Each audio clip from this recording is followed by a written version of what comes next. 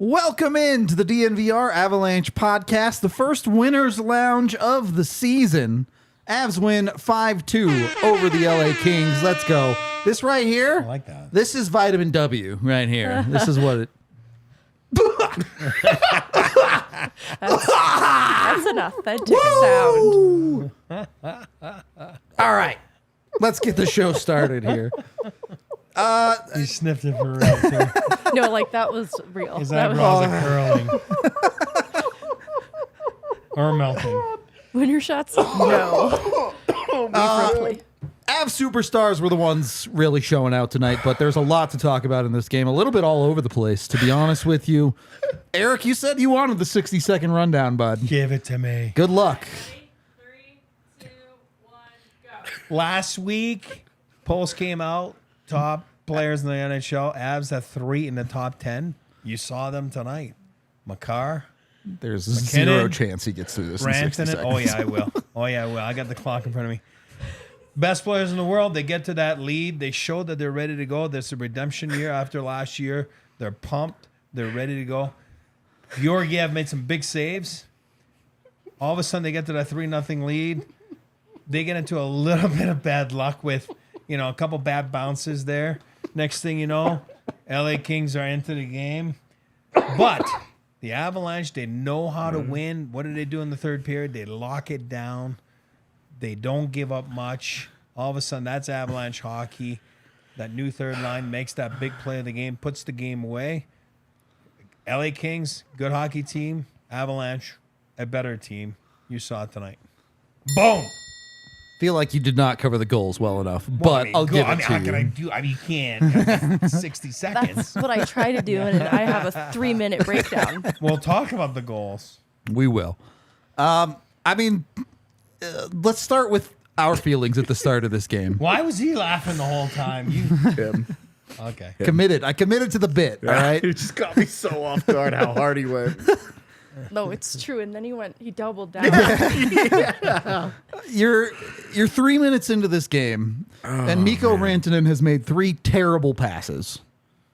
And then you're 5 minutes into this game, and Mikko Rantanen has made the best pass you've ever seen in your life. And the Avs are up 1-0. And that's what I mean by the best player. Yeah. Man, easy. You're like, just built different. He ends the night with 4 points. How do you stop that? How do you stop a line of MacKinnon and Rantanen together? Dude, you don't. You just accept it? Yeah. The NHL's been asking this question for 6 years. They still haven't figured It it has out. gone unanswered. Well, you can't. All right. Yeah. Fair enough.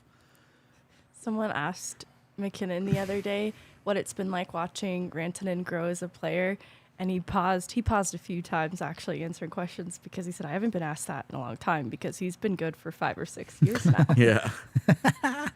How do we feel about one game of that line? Obviously, we would know what MacKinnon and Rantanen are. They showed out. We'll talk more about them tonight. But Jonathan Drouin on that top line, he does get an assist on that first goal. What are the vibes for the first game of Drouin on the top line? Needs work, man. Really looked uncomfortable playing at full speed against a quality team in the defensive zone. Got lost a couple of times, especially with their coverage out high in that zone. He didn't always totally look like he knew where he was supposed to be. So there was a little bit of scrambly, but for the most part, I mean, for a first game, brand new team, brand new systems, all new teammates. I know obviously with MacKinnon, but I mean it's 10 years ago. But you have to feel like the vibes are still pretty good. Overall, Yeah. man, I don't know how you feel anything but encouraged by what happened. There's a lot of room for growth. It's not like he maxed out and you're like, this is as good as it's going to get. There was plenty of good. There were a couple of really, really nice plays by him in this game that went unrewarded on the other end of them. When you're a playmaker, that's life. So, for me, I'm, just as the one driving the hype train on that guy, I still feel exactly the same way. I think it's going to work. I think it's going to work at a high level. And he looks like a really good fit. He just needs to work out some of that defensive stuff. He needs to raise that level a little bit. Shakespeare can't write A Midsummer Night Dream in October. Yeah. True. I do want to. We're going to kind of end up jumping all over the place just because that's how it ends up in games like this sometimes. Avs penalty kill goes perfect tonight, both at the start of the game in the first period, keeps them with their 1-0 lead on multiple attempts, and then at the end of the game with some not so great penalties by Bowen Byram, they kill 2 in the third to maintain a lead. Is this... I know a 100% power play isn't sustainable, but can the Avs avoid the lulls in their penalty kill that they saw last season?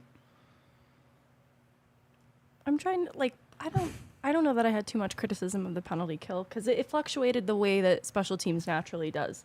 But what I think was encouraging from tonight was the fit of 2 players who are new to penalty killing in Ross Colton and Miles Wood, but especially Ross Colton. He assimilated to the way in which the Avs like to kill penalties, which by itself is going to be a bit of an adjustment because I do think that it differs in ways. It can be aggressive and in search of transition in a way that you have to be pretty smart, though, still making good reads defensively. And this is where Ross Colton, that gutsy side of him, really showed through. Some well-timed blocks, dropping to his knees, sacrificing the body. Miles Wood, good stick defense at the net front too. At both ends too, this was an area of the ice that both of these players, that dangerous part inside home plate, they were unafraid to get to on either side. And so on the penalty kill specifically, though, Ross Colton was a bright spot. And that was where he played some of his best hockey tonight, in my opinion. Go ahead if you got I was going to say, that's why you make those acquisitions last summer. Right? And even Ross Colton, I think he told us when he was on the show, he didn't really play in Tampa, right, on the PK, but he played in Syracuse in the minors.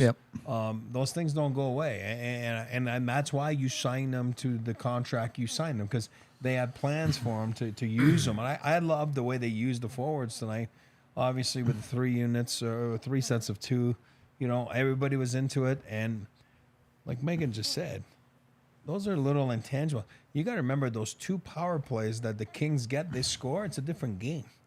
A different game in the first period. So those were 2 key, and it sets the tone for the season. Now they got some confidence, on the PK, and then all of a sudden it carries on to the next game. And, I thought those guys were awesome tonight on the PK, and, it bodes well for the future for sure. When you you compare it to the start of last season, obviously it's 1 game. So the PK could end up being god-awful. You don't know, But the PK was god-awful for the first 2 months of the season last year. It was last or 30th or lower for a lot of that time. And it never recovered. Like, it ended up finishing like 17th or something like that, 19th, somewhere in there. But it was like from January 1st on. Like 28th or something. It was like 8th in the NHL, but it was so bad to start. It never fully recovered. This unlocked the memory of asking Logan O'Connor, you are not new to the Avs PK. So what's going on here at the start of the year? Is it some new personnel? Is it readjusting to? And I remember now what you were alluding to earlier. Yeah, it was really bad to start the year. They had a couple bad nights, right? Like 3 for 3. Oh, yeah. There were some really rough ones, And there were some blown leads that were built on the back of bad PKing, and we saw the exact opposite tonight, where the PK locked it down for them. The PK sustained. I mean, and to be honest, I know we're going to get into it maybe a little more in depth later on, but for me, this game, this game is won in the first 7 minutes of the third period. Bowen Byram takes 2 really bad boarding penalties. And in that, say no. And the Avalanche just don't give up anything. Of really high quality. It was scrambly at times, but they held it together. And because you are talking like Miles Wood at times. You're like, where are you going? Sam Girard had a couple of different puck clears, not necessarily in the third period, but like on the PK in general. And there that weren't very good. Josh Manson and Jack Johnson both took turns making egregious errors. On the PK, and look, they made a lot of good plays too, and the mistakes they made, Georgiev was there. Well, and where they made plays that I really like, you're talking about Ross Colton in particular here. It's high in the zone, it's disruptive, it's with the stick, and it's they would make the play and the puck is out of the zone. Best way to prevent shots is to not let them shoot in the first place. And it was just really watching us, and like I really want to focus on Ross Colton in that PK job. I want to expand on that too a little just bit. because like him in particular, it was like the Avs need one of these guys come in, win a lot of faceoffs, and also be able to do the PK job right. properly. And like yeah.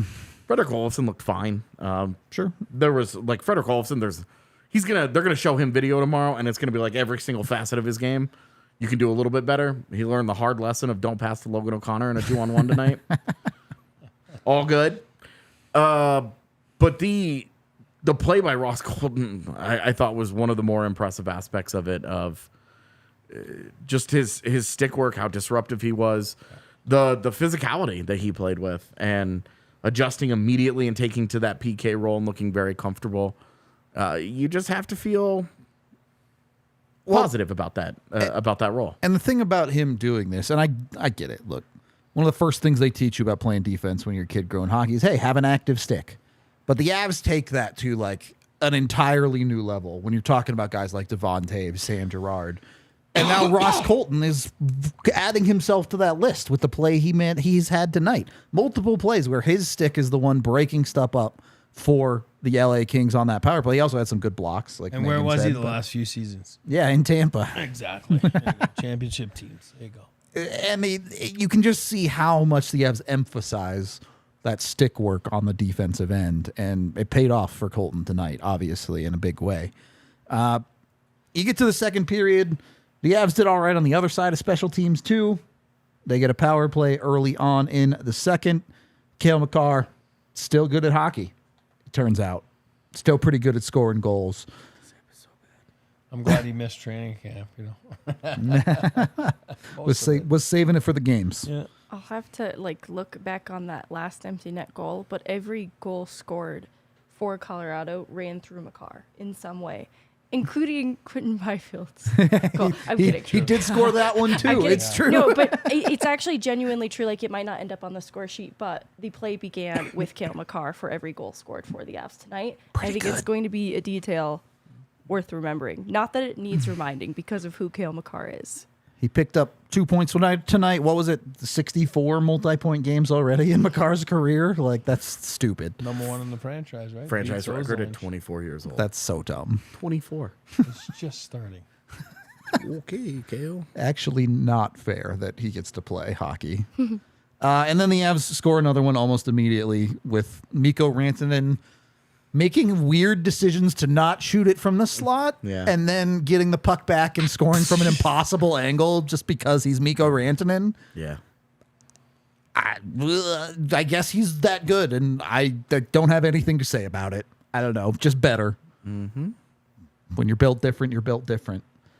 Look, the back half of the third period did get a little bit squirrely at times for Colorado. LA does get one goal back about 3 or so minutes after Mikko made it 3-0. Back half of the second period? Did I say first? You said third. Oh, even worse. Second period. Sorry. You just had me confused. I was like, sorry. Go ahead. A lot of squirreliness in the second period in particular. Are we mostly chalking this up to its opening night? There's going to be some of that. Don't worry about it. Or are there things specifically that you need the Avs to do better? I'm chalking it up mostly to LA's really good. Okay. And you have to remember, that's a good hockey team.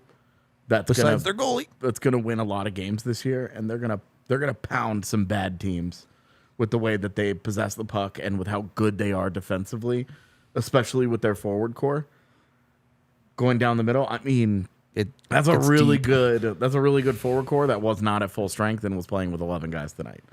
So they're gonna get better. And I thought, hey, in that second period. Yeah, they got outplayed. It started great. The first 5 minutes of it, you add a couple of goals, you're up 3-0, and you feel like you should be shifting into a little cruise control-ish. You give up 2 goals that the first goal was like, hey, that's like a good forecheck, and that's, it helps that Josh Manson falls down, right? But then after that, like the goal with 5 seconds to go, the face off with 10 seconds. That one's a whole bunch of nonsense. Yeah, I mean that's it's awful luck. It's awful luck, but it is brutally bad decisions that lead to it. I want to talk about both of these, so let's talk about their first goal first, because I think there was a lot to like on the defense from the Avs in this game, but a lot of the concerns we had voiced about Jack Johnson being a 6 instead of a 7, you see him crop up on that goal. Absolutely. I think some of a topic that I'll refer back to in talking about some of the difficulties that the third line faced, for example, is LA gets last change, and because they are also short of forward, they are matchup hunting in a lot of different ways. Big time. And so Jack Johnson and Josh Manson get some of LA's best in situations that you don't want those to be the defenders on the ice. Yeah. And this is true of the ways in which that third line also got eaten up in the possession battle a little bit tonight as well.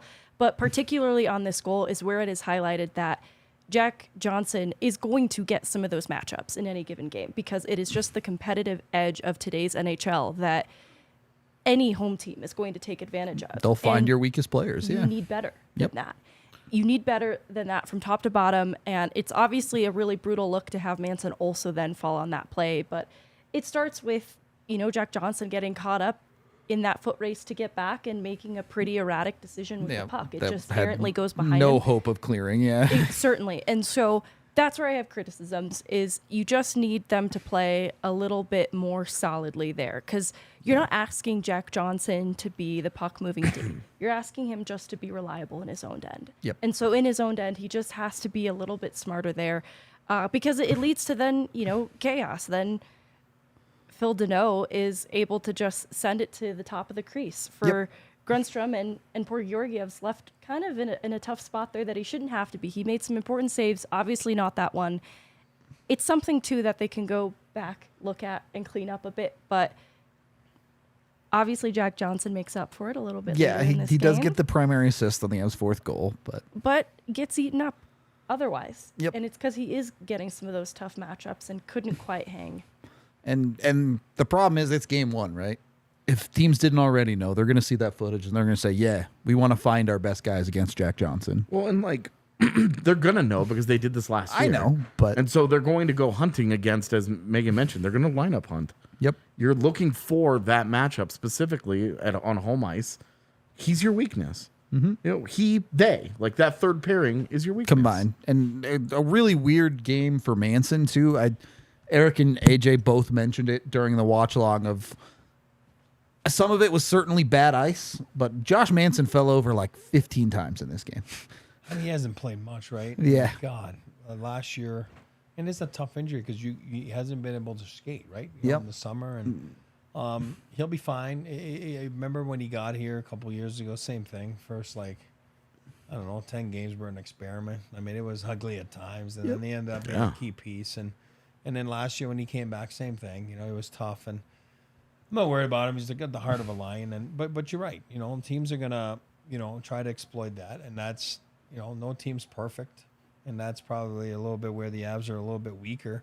But that second goal is where I didn't like that one. I didn't like the way it's 5 seconds. You hear Bednar stay above pucks all the time, right? He says that after every game. I like how we were above puck. Right there, you got 2 guys jumping the gun. 5 seconds to go. The odds are you're up by 3 on the road on the opener, season opener. Just, let the puck drop. Make sure you're... Understand the situation. Situational play there. I think they, miscued it. And then next thing obviously it was a bad icing. I mean, it was the wrong call, right, on the icing. And, all of a sudden there's a It shouldn't have been at center ice. It should have been at center ice. And then... But those things happen, and next thing you know, there's a flubber at Georgiev. Then he misplays it somehow because it's a bad bounce, and he's trying to poke it, but it's too soft, and then it goes off Cale and goes in the net. So and Cale doesn't help that situation because he gets beat up. As much as we don't like what MacKinnon and Duran do off that draw, you as a defenseman cannot let that play get behind you because he's being lazy about it. You watch it; he's just lackadaisically skating back to it. And meanwhile, Adrian Kempe and Quentin Byfield are both flying down the ice. Those are both pretty fast guys. And if Cale Makar is going all the way, and he's not it's the end of the period and whatever. The Kings never get that puck in there exactly. Anyway. Georgiev probably gets away with the punch of the puck, that soft punch, because Cale's probably a step and a half ahead of where he was which is the difference there. And instead, he gets smoked because he turns around, doesn't see that he's got guys with him, and just kind of like lollygags back to it. And it's like, as much as we obviously are going to get to how incredible all of Colorado's best players were tonight, that was one where you look at it and you're like, this is bad by Everybody. all of these top guys. The only guy that you're not mad at on that play is Mikko Rantanen. But on that face-off, if you stay on the correct side of the puck, nothing happens. Yep. Because Kempe can't skate all the way Yeah. down. All you have to Whoever do was is that survive side. 10 seconds. Yeah. I mean, that's it. Like 5. Yeah, it's not really even, like not 5. even And 10. then yeah. I agree with AJ. My issue isn't so much like what Byfield singularly is doing. It's the fact that Byfield and Kempe are able to get to the net front in front of Makar in that way, because Kempe is the real threat there. Makar knocking it in is just he had a unfortunate. Exactly. But even if Makar hadn't done that, it was going to Kempe anyways. to cross it in, yeah.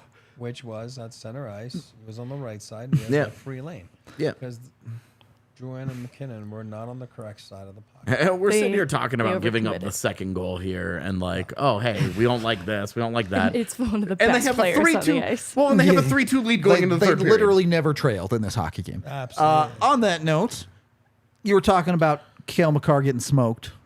If you want to get smoked, do you know we have our own joint line now?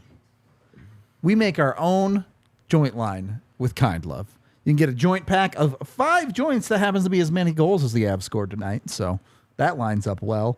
Of our immaculate vibes joints, you can get them in indica or sativa, whatever you need. They've got you covered. You can also still use the DNVR code in store to get 25% off your purchase with Kind Love. So look, DNVR is the place to be. I promise it's good weed. Just ask all of the weed smokers at our job. They know what they're doing. I'll leave it to you at that. True. I am uno momentoing because Kind Love is the place to get all of your products. Even if you're not getting the DNVR joints, you can get all sorts of flour, gummies, all the good stuff over from Kind Love.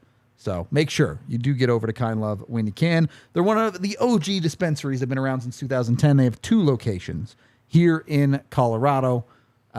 Highly recommend you give their turbo joints a try if you want an experience like what I had with those smelling salts. But anyway, go try the Immaculate Vibes 5-joint pack from DNVR. Use the code, get your 25% off. Go in and Kind Love. Find the good stuff.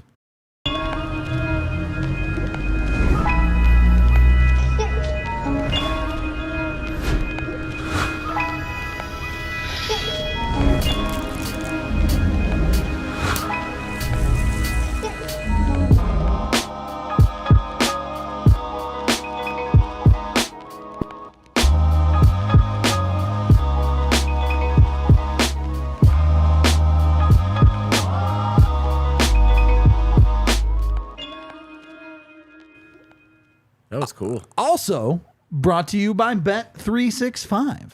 All my bets hit tonight.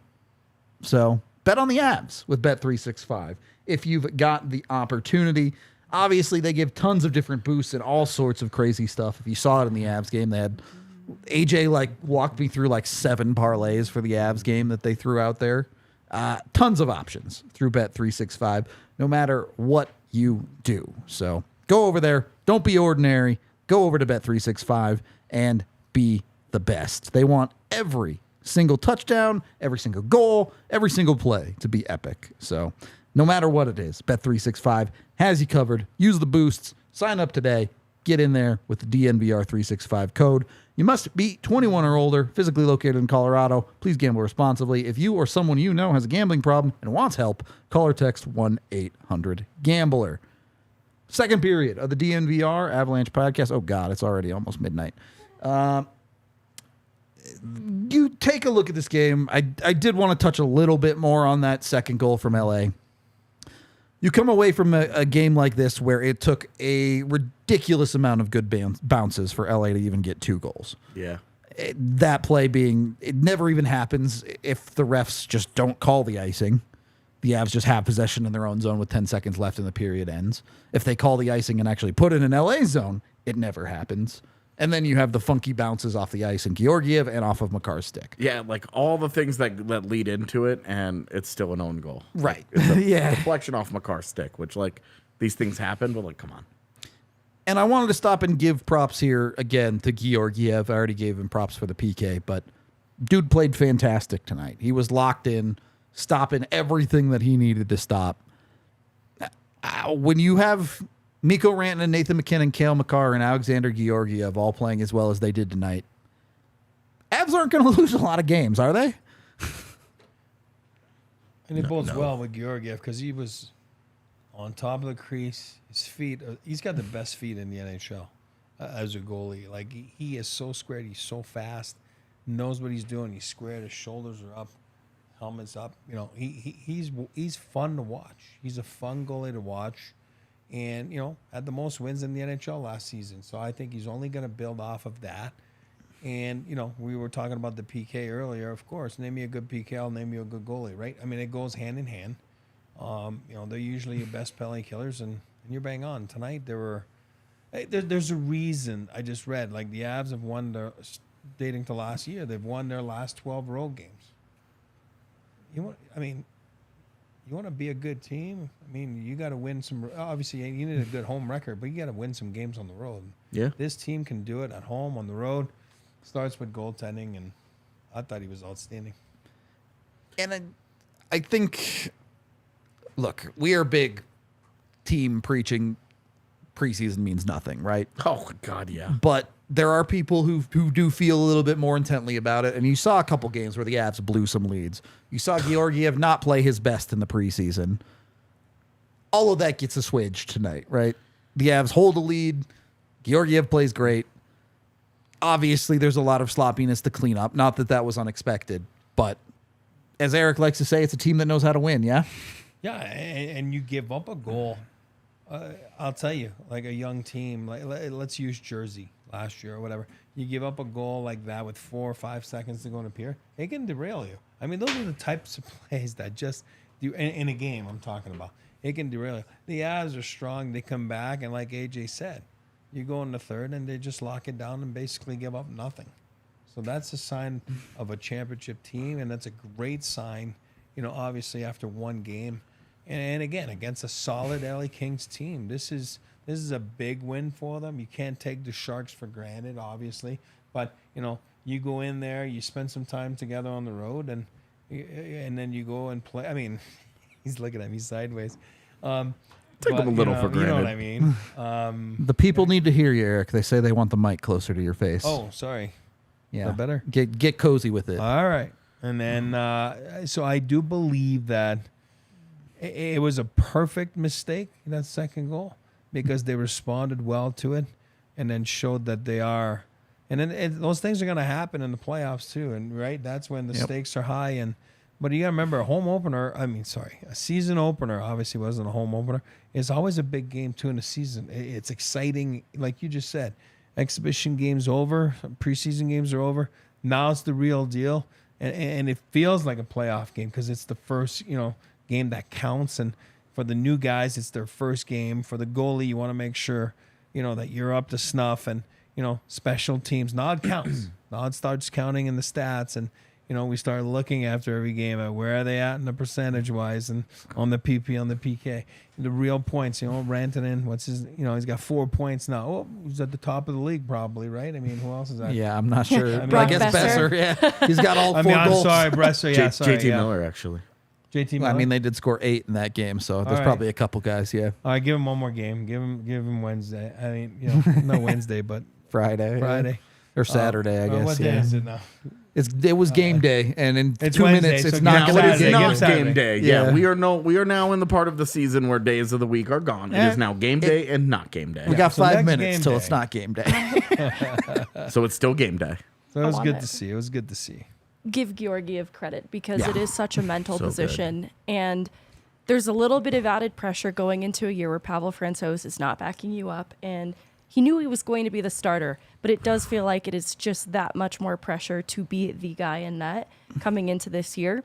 And Avs were not playing a very controlled game for much of the first 2 periods, at least. They really weren't dominating the possession battle. And so that left a lot of challenges for Georgiev. And LA was generating shots from a lot of different areas. And this is sometimes where you see the fault in Georgiev. Like, he is good in close and he's coming up to the top of the crease, but sometimes he doesn't always track the pucks from up high through traffic as well. But he was tracking the puck very well throughout the course of this game, and it got better as it went on. He looked dialed in, and I felt really comfortable with the game that he had tonight for him to be the guy moving forward. Agree. I did want to pick through the rest of the defense as we move into the third period here. You already mentioned it with Sam Girard a little bit. Had the best Corsi of anyone on the Avs defense. Also had some pretty glaring errors in there, too. Where are we confident? Are we happy with that game from the Avs? I'm going to call Girard 3 and Byram 4 because we're going to talk about Byram in a second. So let's call it the Avs top 3. Are we happy with their game as a whole? I think with Girard, yeah, just because this is kind of what you expect out of him. Sure. Like one of those, like he's swinging at a bouncing puck that gets through 3 guys. Yeah. And Girard's the last guy there, so the people will see Sam Girard and be like, damn Girard. And, that's just how it's going to be. I'm less worried with that mistake and more the one at the top of the offensive zone.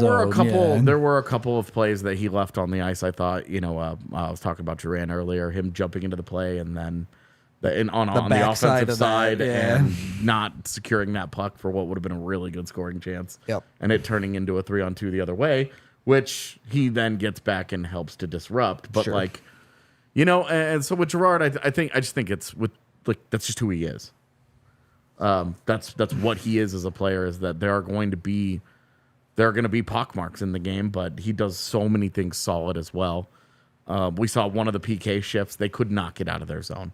And he makes a really nice, slick, backhanded pass Up the wall, yeah. through 2 Kings forwards, and it gets up and out of the zone cleanly because he gets it out. Yep. Statistically speaking, he was Colorado's best PK defenseman last season, which is pretty impressive because Devon Taves is one of the best PK defensemen in the NHL. And Sam Girard was a little bit better than that. So we saw him get substantial PK time tonight. Yep. And I want to see that continue. I want to continue to see if he can really start to take some of those defensive responsibilities on a little bit more than he has in the past. And certainly take some of that responsibility away from Taves and Makar. But also, you're not living and dying with whatever you have that night from Jack Johnson and Josh Manson. If Girard can be kind of a bridge there and do that job as well, you have to like that. And so I think overall pretty pleased. And with Byram, outside of the 2 penalties, I don't really have any strong problems here. There was the one pass in the middle of the ice where you were kind of like, whoa, but it also works and gets out of the zone. I'm with you on his play. It was fine, but Yeah, one of those penalties is bad. 2 is unacceptable. Well, and both are dumb. Yeah. Like both are boarding. He sees numbers the whole way. It's fine. Yeah, I don't. Do you guys have anything else to add on Bo? I just feel like you can't do that. Certainly can't be a second pairing in the NHL and do that twice in the matter of 4 minutes. Yeah, and that's when again, it's not new, right? It's just, but it's a new season. You're learning. This is where you tap your PK guys on the back and you say, you know what? I'm going to buy you dinner in San Jose tomorrow, and I thank you very much for saving my bacon. And, you move on. And it usually not an issue with Bo, right? Usually not an issue. Tonight, maybe had a little 5 minute of not thinking straight, you know what I mean? And then, but somehow they killed it. So, but you're right. I mean, I didn't mind Sammy. I like Sammy. I didn't mind his game. I mean, if we're nitpicking, and man, I mean, we clearly are. They won this that's game what I'm 5-2. saying. I would hate to be a fan of a different team. You know what I mean? So Yeah, we're like pretty, if the Arizona Coyotes yeah. played this game tonight, Yeah. that post game show is them just high fiving because they're like, "This is the best game they've played all year." I guess in the last 2 years. And there's one thing too. Is like the one thing I have a hard time with sometimes is it's a 60-minute game. I mean, how many times in a season you're gonna be like, oh my God, they were in total control the whole game? I don't know, 5-6 times. And the Avalanche is a good team. Maybe it's gonna happen 5-6 times. Other than that, It's tough to dominate 60 minutes. It's almost impossible, especially when you're playing good teams. You gotta. It's not giving credit to the other team. It's just that the other team is actually playing their game at that time. That it's the NHL. It's the toughest league in the world. You're not gonna get freebies, and even AJ saying freebies Saturday. But what I'm saying is, You know what I mean. I'm kidding. I'm just saying. Even Saturday, San Jose Sharks are. They're gonna get some time where all of a sudden they're dominating. That's a team who will win 20 games this year. That's my point. And you can't always. There's circumstances in a game that, it's called momentum, right? You got to get it back. And the teams that get it back, especially in playoffs, are the teams that are successful, right? You need a play to stop the momentum. Sometimes it's running into a goalie. Sometimes it's a body check. Sometimes it's a big block shot or a big PK or a big power play goal that gets you. I mean, look at it tonight. We were watching the Toronto game, right? Yeah. All of a sudden it's 2-0. There's an offside goal. If it's not offsides, it's right. It's 3-0. What do? They use that, and then they score in the next minute. Next thing you know, they win the game 6-5. So momentum is a key thing to get. When you lose it, you want to get it back. So, I mean, for me tonight, I felt that for all of a sudden when LA was taking the play, then the Avs would come up with a big play. You know what I mean? And then, get that momentum back. And that's a sign of a championship team. I go back to that saying all the time because it's a cliche, but it's so true because they are a championship team. I mean, they're one of the best teams in the league. If you look at it, TSN yesterday, I had them as number one team to repeat, right? There you go. Good. Yeah, I think you're talking about momentum and championship team and all that. Like, that's where the focus for me tonight is this third period. Yep. Yeah. 2 penalties to early in the period. You open up the door in a 1-goal game for a problem, but you kill them, and you give up very little at 5-on-5 throughout the entire period. And then you do get that extra goal. Mm-hmm. And that was one of the things that the Avs really struggled to do last year when they were protecting leads was get that extra goal. Make their life a little easier. Exactly. Just a little bit of breathing room. That's one of the big differences between their cup team and last year's team was that little extra of giving themselves a little more margin for error. Last year it was so thin. And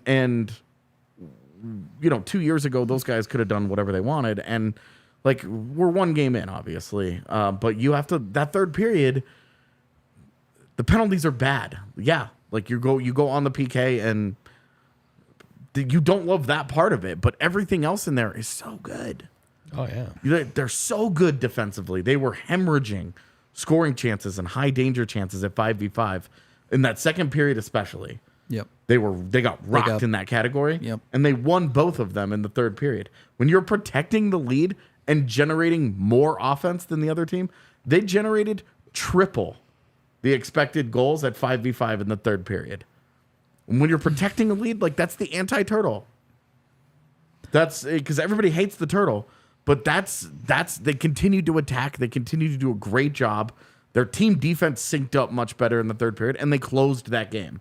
Things are going to happen against good teams. That second period is ugly, whatever. Again, I stress, LA's good. Yeah. The Kings are a good team. They're going to cause problems for people. But to be able to give them the knockout punch that they did is what they didn't do against the Kings last year. Yep. We saw the Kings come back on them a couple times. So, for me, the third period is my number one takeaway from this game, and the Avs aced that test. The third period feels like a direct response to the mistake in the 5 seconds of the second period, the final seconds, because what happens in the third period, and honestly throughout a lot of this game, is a commitment to every last second of every shift, except for off the faceoff in the final seconds of the second period. And so I honestly even think I am not condoning Bo Byram's behavior, but I think there's an overzealousness in response to that second period. And he's not even directly responsible for that. But this is a team-wide message that is being implemented in that third period, because I think that Sam Girard played a pretty physical game. He came into the preseason with a chip on his shoulders. Yep. He was finishing his checks. When he did make mistakes, there was a commitment for him to correct them. And it was a commitment that I appreciated as a viewer from every single player on this team, and something that they buttoned up, and Ross Colton encapsulates in the empty net goal for Miles Wood. It is a commitment to the final seconds of every shift, even when they are leading in a game, to get that empty net goal, set up his teammate. Such an unselfish play that also requires so much extra-ness from Ross Colton. It only happens because he's doing the most. And he wasn't the only player on the ice doing the most. I think the Avs responded to the failings of the final seconds of that second period by meeting the third, doing the most. And look, we know very well when it comes to closing out games, empty net situations like that, Bednar will go to his guys. Ross Colton and Miles Wood just took a ton of steps into becoming one of Jared Bednar's guys. Oh, he's going to love them. Well, and Tomas Tatar doesn't play very much tonight. Yep. But late in that game, he's on the ice. Yep. And they have pulled the goalie with like right around like 4 minutes to go. Makes a chip play to get it up the And ice. the whole fifth goal, the empty net goal, starts with Tomas Tatar in the defensive zone. Yep. And then after that, it's just effort. Yep. Ross Just Colton all out from gets Ross all the Colton. way up the ice, wins his battle, dives, and just pushes the puck into space, knowing that Miles Wood go fast. Exactly. Yeah. Miles Wood, like the one thing Miles Wood's going to be able to do consistently any night is skate really fast into space. So he just gets that, and he wins that puck battle. And you're looking at that third line, and you're like, okay, this is no longer Alex Newhook and Dennis Malgin. This is a super different dimension. And that's, Newhook had 2 goals tonight. I know a lot of Avs fans have talked about it. Like, good for him. That's great. He's not here anymore. Out of sight, out of mind. Yep. Best of luck to him. Can't undo it. What you saw, and what I loved, I said this on the watch along, is this is a first game of the season. Yep. And these guys are trying to show their championship caliber teammates they belong. Yep. They're trying to reward contracts that they got. 2 of those guys got big deals from the Avalanche this offseason. Yep. They're trying to show for the front office, I'm worth that. This is what you got. And the different dimensions that line brought in particular, yeah, their possession numbers aren't great. Ross Colton got his head kicked in at 5v5. Ross Colton went up against Phil Deneau most of the game. If you asked 32 NHL GMs, which guy would you rather have? It's probably going to be Phil Deneau. Yep. More than half of those answers, if it's not like I 26 imagine of them. it should be the vast majority. Yeah, like Phil Deneau was very, very good. So going up against Ross Colton, getting that as his opening night assignment, yeah, there's some work to do there. But the various elements that line in particular brought, especially in the third period, they were physical, they were feisty. They at times in the third period, it looked like they were the line that was driving a lot of Colorado's play. Yep. They look great, and we're like, I don't even know how long into this post game, and we've barely talked about Colorado's top guys, but like, I love that third line. Like, we know what Colorado's top guys are to the point where it's old news. Yeah, the 4-point nights, and Cale Makar sets the franchise record for multi-point games by a defenseman at 24 years old. We know what these guys are. They're among the 3 of the 10 very best players in the world. There's nothing we can say about the top guys that you don't already know. Yeah, and what was different last year was the uncertainty beyond those cats. And while they didn't, it wasn't a barrage of offense from them. What you did see was a hard to play against element, speed, physicality, and a disruptiveness that I think is going to really shine against teams that aren't as good as LA. I mean, if they can do it to LA. Because like LA, what LA does well matches up well against what the Avalanche like to do, how they like to play. Sure. So LA causes some problems for the Avs. You know, especially with that center depth down the middle now. Like they're going, especially on home ice, as Megan mentioned, Tom McClellan's going to be able to do what he wants and get the matchups that he wants. We were talking about Jack Johnson earlier. Guess who Jack Johnson primarily played against tonight? It was Anze Kopitar and It's a big ask. and Pierre-Luc Dubois. Like, Yep. that's a tough assignment for that guy. And not very many teams are going to have that kind of center depth. No. And when they get games in Ball Arena, they're going to be able to protect those cats a lot better. Very quickly, if you're driving in your car and someone goes full Bowen Byram and smokes you in the license plate numbers, call Bacchus and Shanker. 222-2222 today. You can get over and get a free consultation from them. If they think you have a case, you will pay them nothing until they win your case. $0 up front. And they're very good at winning cases. They've done a whole bunch of it, winning over $1 billion for their clients in the 25 years they've been doing it. Go over to coloradolaw.net or call that 2 number today to get that free consultation and get what you deserve. Also brought to you by us. It's a great time to become a DNVR diehard. I know we had a couple people in the chat of pregame telling us about it. We had someone down at the bar saying it was their first time down here. So everyone out here having a good time. Lots of fun becoming a diehard. Plus, not only do you get all of our content on the website, but you get a free shirt included with that, which is basically like half the price for being a diehard for a year. You also get discounts at the bar. You get discounts on merch, all sorts of amazing stuff. And you got to make it to the bar while you can right now. We're giving out shots for every Avalanche goal. And that's not going to last very long because the Avs are going to start scoring a lot of goals. So get out here soon. Saturday night could be a great way to kick off the season against San Jose. Get yourself some free goal shots while you're at it down here at the DNVR bar. All right. Third period of the DNVR Avalanche podcast. Do we want to touch on any more of the top guys before I get into other stuff? It's related to the top guys, but it is how the ice time was managed tonight. Outside of Curtis McDermott, it was so much more balanced than I think we're used to seeing when Cale Makar doesn't lead the team in ice time at the end of it all. Devon Taves does, so pretty similarly. But this is where I think, in talking about Byram and Gerard, it's actually a really big part of the conversation is even though there were mistakes that get made and Byram makes some boneheaded mistakes in that short window of that third period, they actually were adequately able to eat up important minutes that allowed Cale Makar to be Cale Makar.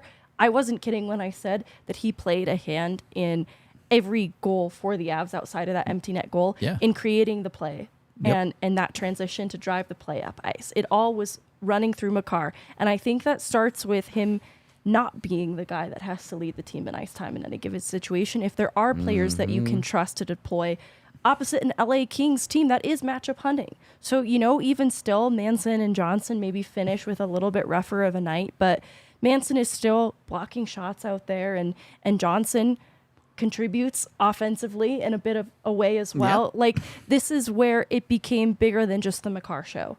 Obviously, Rantanen and MacKinnon also showing up helped that case, but I think it's going to be better for the wear and tear of the season that Makar isn't the only player contributing on the ice. Especially on a night like tonight, the only ask of the non-big guys when Makar, MacKinnon, Rantanen are going on a night like tonight is, hey, we're going to play you some more. All you have to do is not lose this game. And they did their job. And then some in Jack Johnson's case with the assist on the fourth goal. But the Avs' best players are good enough to put themselves in situations where they can play those guys more. And they have to take advantage of it. Cale Makar being healthy, playing 24-ish minutes a night goes a long way instead of 28-ish minutes a night. Beyond that, we haven't talked about the second in line at all, just to cover all of our bases. AJ, I know you were the big Valenchushkin guy tonight. You were about it, so yeah, I thought he played well. I thought the second line was pretty anonymous as a group, as a unit. They didn't really do a whole lot. I continued to be the dissenting opinion on Lehkonen and Nichushkin together. I think that their skill sets are too redundant, and that as fun as it was to dream about them being hellacious forecheckers together, it's too samey. They've never really quite found that chemistry together. And Ryan Johansson's still very much just trying to figure it all out. He did not. He didn't look very good to me. He was for my money, he was one of the Avs' worst players tonight.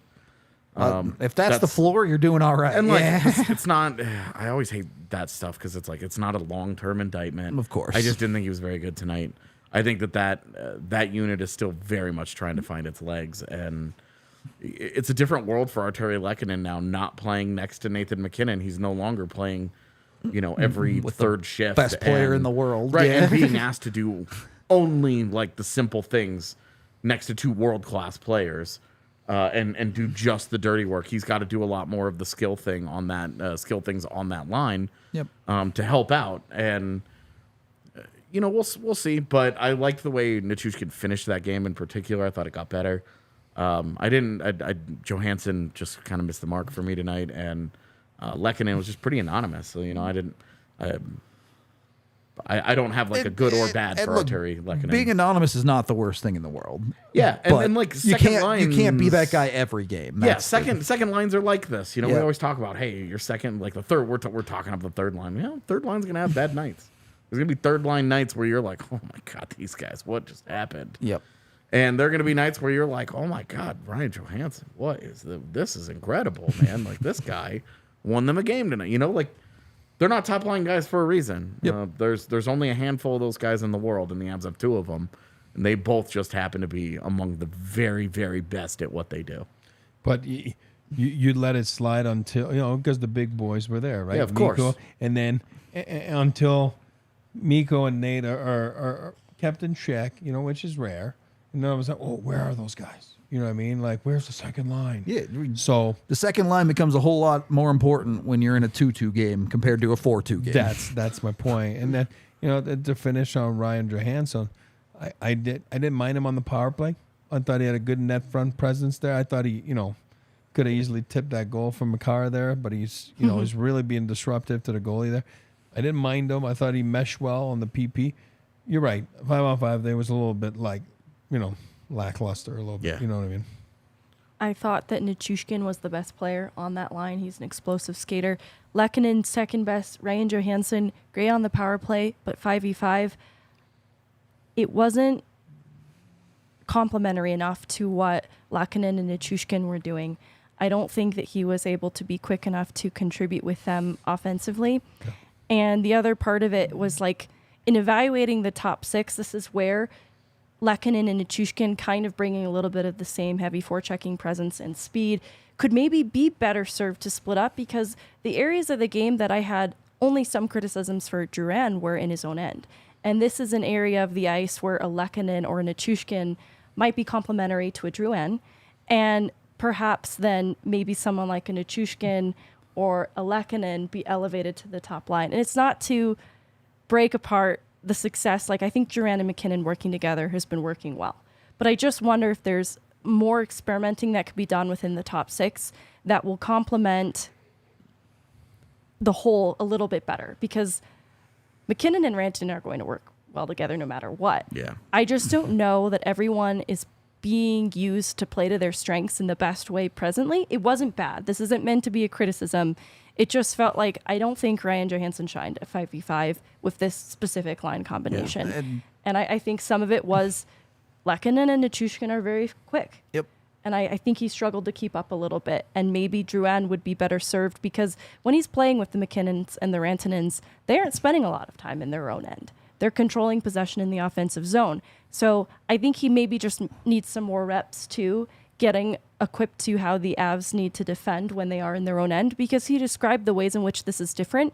And he talked about how they contain. And there's usually a second skater then to help. And I just don't know that help came in the way that he was expecting tonight. And you could see that he was out of place and didn't know positionally how to read play in the defensive end. And maybe a player where that is a strong suit would help Drouin a little bit moving forward. And let's be real, by the time we hit January, these experiments are going to happen over the next 3 months or whatever. For sure. This is one game, and the Avs are going to find things that work as best they can. And really, we know if you're ever unsure, the Avs are going to fall back onto MacKinnon and Rantanen doing their thing. So, well, and I think that's what gives them freedom to try stuff. Yep. You get halfway through a game and it's not working, you just put Mikko and MacKinnon and just let them go back together. Yep. They're great. And I also understand not wanting to split them up, because you're like, they're pretty good. Just a whole game of that. They can give you 4-point nights and just win you games. Yep. Which is the hardest thing to get in the NHL levels, guys that just win you games. And those two, especially when they're together, they are truly dominant players at times. And they can be. Yeah. And yeah, like some of the underlyings, you look at them and you're like, these aren't great. And then you're like, no, they had 4 points. Like, give me a break with some of this, you know? Like, they make world-class plays. Oh, that first goal is sick. Oh, I mean, like, Duran gets an assist, and it's like, Duran's just like, this will probably be my worst assist of the season. Because Mikko, he just moves the puck to Rantanen, and Rantanen makes it. I passed it to the guy who made the best play of the night. Yeah. Unbelievable play. So good. Yeah, and you look at those guys, and you're just like, all right, they haven't missed a beat. They're pissed. They're motivated. They're gonna. This is the Kings, like, you know, like this is a team that you know, had their like kind of got them a couple times last year, and you know, made a big offseason move, and a team that fancies itself as one of the better teams out west. Well, this was a good measuring stick game for both of them, and the Kings fell short. Who do you think the best player for the Avs was tonight? Georgiev. Okay. Behind Georgiev. I thought he was great too. I see it. I'm still saying it's Mikko. I think Mikko Rantanen's really up there. Like, I don't know, because we started this being a little critical of some of the things that didn't go so His well. first 2 shifts were terrible. Because it's our job. No, and I mean in the game on the whole, but I just want to give a second to talk about Mikko sure, Rantanen specifically. After those first 2 shifts, there was a lot of good things. I didn't want to be the one to Lordy. lead talking about Mikko Rantanen specifically, but in talking about that first goal and then the goal he scores from kind of the fun angle. Yeah, impossible Just angle. Only an elite player of Mikko Rantanen's caliber can make those plays. Yep. And it's just, I wanted to shout it out because I don't want to get lost in the minutia of things to not appreciate what Mikko Rantanen is. And I think Mikko's reaction to that goal really shows you how good he is, because he puts that in and he just goes, "Yep, I do that. That's that fine on the regular." Yeah." That's what I do. Doesn't think about it. Like Cam Talbot, we were watching that replay, and we were like, Cam Talbot doesn't play this very well. He drops his head like 2 inches. Yep. And it's like, oh, that's all Mikko Rantanen needed to make him look bad. And Mikko Rantanen did. And to your point earlier, you mentioned it earlier, hilarious. It comes 10 seconds after he was in the middle of the ice with the puck in a shooting lane. Does not shoot from the high slot. Like, He passes it over to Devon Taves, who does not get a quality scoring attempt out of it. A one-timer. Totally shanks it and gets an assist out of that shank because the puck retrieves rims it. back around and Mikko picks it up and Mikey Anderson watches him. He falls to his knees and surrender. There's no other option. Mikey Anderson fell to his knees at a Walmart watching Mikko score a goal. Because I think it's Fiala who goes to address MacKinnon as he should. Yeah. And that's what makes these two so dangerous is they both command respect, and a player like Fiala has to make a tough decision because Totally. you've got to defend against MacKinnon or Rantanen there. You're not winning. Yeah. Well, no and good Mikey choice. Anderson's just like sitting there. Because Mikey Anderson fell to his knees and surrendered. and you're like, bruh, like that's your job. And he just watched it all happen and then turned around and he was like, Oh. geez, Talbot, why'd you drop your head so much? That's why you can't give that guy 3 feet. Yep. Yeah. Can't. He's just too good. Nope. We do have a bunch of super chats to get to. Holy.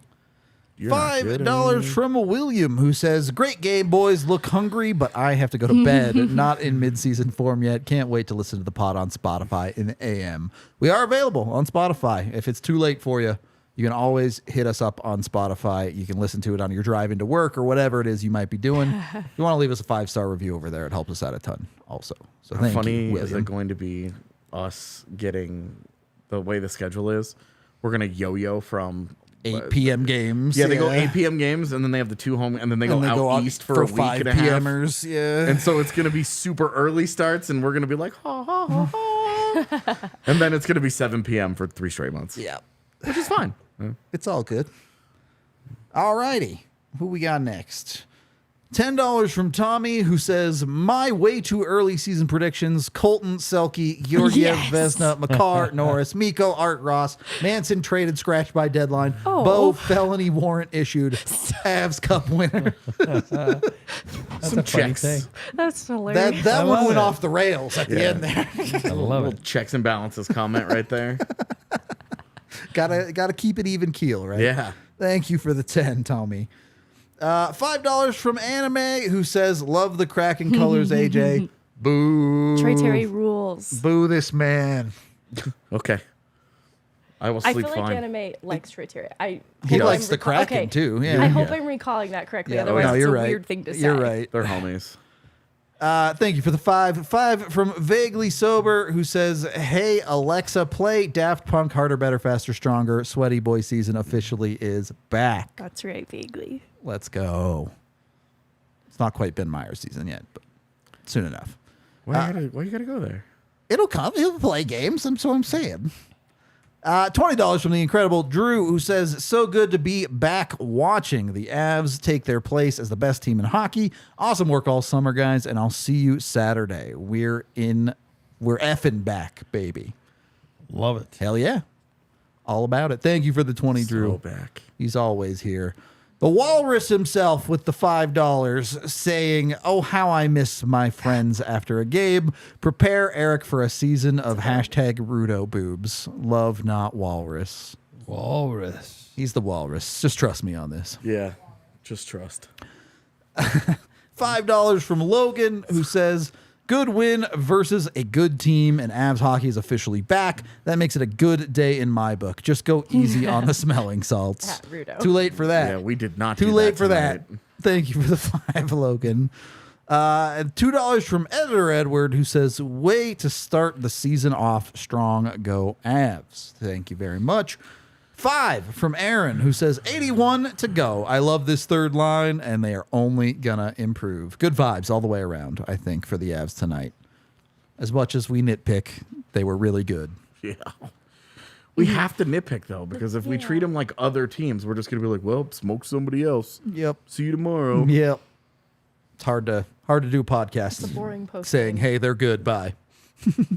$10 from Jim, who says, "A great win to start another year. Appreciate to be here for another one with y'all. Much love, DNVR forever." The WWE fans, they have that intro, the WWE forever thing. That's what I thought of when you said that. We should make a DNVR forever intro. Thank you for the 10, Jim. And then it's another 5 from Aaron, it looks like. We have players that joined us that are 100% in on this mindset. I give all credit to our awesome coach. Bednar, keep it up, brother. Come a long way from the Fire Bednar chat rage of the early days. Wait, one loss. I know, it'll be back, but I feel like most of it is sarcastic these days. Most of it. I don't know. And then $20 more from Jim. Thank you very much. Great win to start the season. Glad to be back with y'all for yet another year. Oh, okay. You weren't sure that your first one sent. That's just the same thing. We appreciate the money, though. Jim. You're very kind. And then $5 from Enrique, who says, "End the pod." It is that time, I think. We are brought to you by Breckenridge Brewery, the official beer of DNVR. Get your Avalanche Ambers. It's hockey season and the Avs are winning, baby. But you can get 8 different kinds on tap. You can find it near you at your local liquor store. Use the Breck Beer Locator online. They've got a flavor for everyone. And then hit up Breckenridge Distillery, too. If you're looking for the hard liquor, Breckenridge Distillery has you covered with award-winning whiskey. They also have a new vodka inspired by the Broncos' white helmets. They're also giving away sweet tickets to a Broncos game on New Year's Eve. Use the hashtag BroncosBourbon on Instagram with your favorite pictures of Broncos to enter. And then go over to BreckenridgeDistillery.com/bourbon of the Broncos to vote for the winner. Any final thoughts on the game, or is it bedtime? Dude, it's Sounds not good. bedtime. I know we have hours and hours of work ahead of this, but the chat doesn't need to know that. Avs good. I like that. We're out of here. We appreciate you. I am going to do a video. These two are going to do some writing. Eric is going to go take his kids to hockey practice. Yep. We appreciate y'all, and we will be back tomorrow with a normal podcast talking more about how the Avs are just built different. We'll see you then. We all silly like the mayor.